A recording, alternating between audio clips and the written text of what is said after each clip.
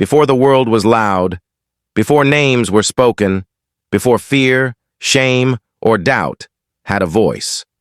There was a beginning. Not a beginning of chaos, but of order. Not confusion, but intention. An open world, carefully spoken into existence. And at the center of it all, a story began to unfold. In the beginning, God formed a place unlike any other.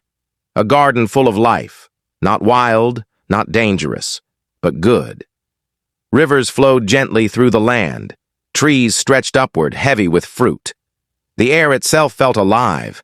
Every color was brighter, every sound softer. Nothing rushed, nothing hid. This was Eden, a place where creation rested, and where humanity first opened its eyes. Adam and Eve lived there, not as survivors, but as stewards.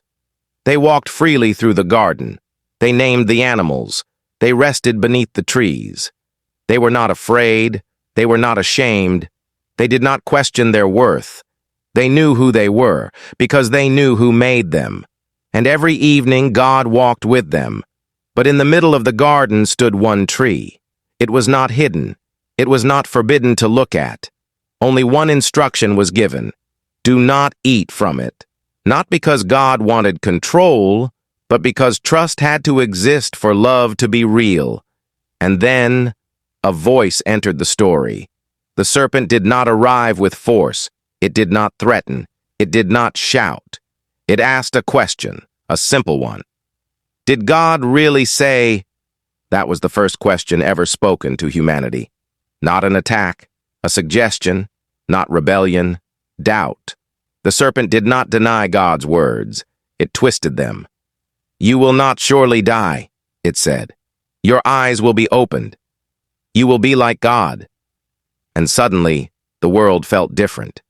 What once was enough, now felt incomplete. Eve looked at the fruit. She had passed it many times before, but now she saw it differently, not as something forbidden, but as something withheld. Adam stood nearby, listening, watching, and in that moment, trust was tested, not by force, but by desire. They reached for the fruit, not knowing this single act would fracture creation itself. The moment they ate, nothing around them changed. The trees still stood, the river still flowed, but something inside them shifted. Their eyes were opened. For the first time, they became aware of themselves, not as God saw them, but as they judged themselves. They noticed their bodies. They felt exposed, and something new entered the world. Shame. They covered themselves. They hid.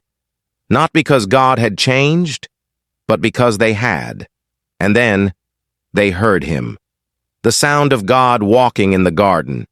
The same sound that once brought peace, now brought fear. God called out, "Where are you?" Not because he did not know, but because they had forgotten where they stood. Adam answered from hiding, "I was afraid, because I was naked." And God asked another question, "Who told you that?" Not to accuse, but to awaken. The blame followed quickly. Adam blamed Eve. Eve blamed the serpent. And for the first time, humanity separated itself from responsibility. But God did not abandon them. Even in judgment, there was mercy. God clothed them, covered what they were trying to hide. And though Eden was no longer their home, they were not cast away. They were sent out, but not without hope. A promise was spoken, a future hinted at, that this fracture would not be the end of the story. And so the garden faded behind them. But the question remained. The same question still whispered today. Did God really say? And every generation since has had to choose whether to trust the voice of the Creator or the voice that questions him.